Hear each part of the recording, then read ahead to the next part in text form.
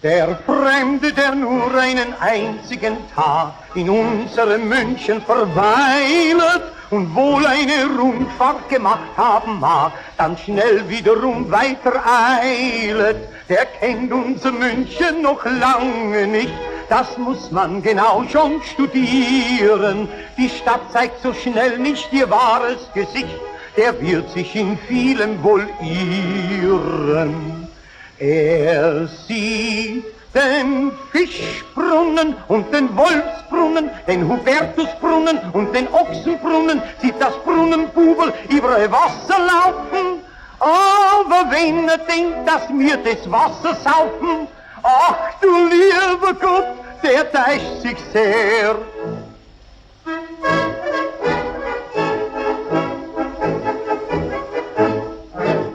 Wenn einer mal kommt in die Münchner Stadt her, dann sieht er stets fröhliches Leben. Entweder war wer da oder es kommt demnächst wer, ja irgendwas tut's immer geben.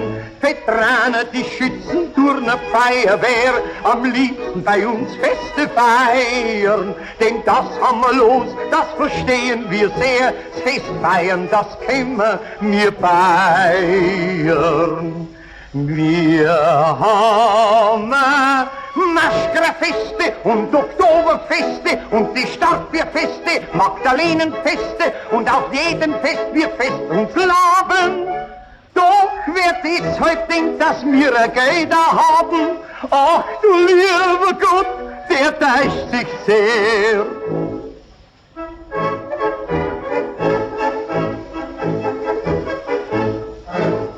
Der Münchner, wenn der an seinem Stammtisch sitzt dort, dann soll man ihn lieber nicht stören. Das ewige Gestatten ist hier frei und so fort, das mag er schon gar nicht gern hören. Und wenn dann ein Fremder verlangt gar am Ende, ach wollen Sie nicht ein bisschen mal rücken, dann kann er schon hören, ein Blutsaprament begleitet von wütenden Blicken. Steigt man am Vogel ab.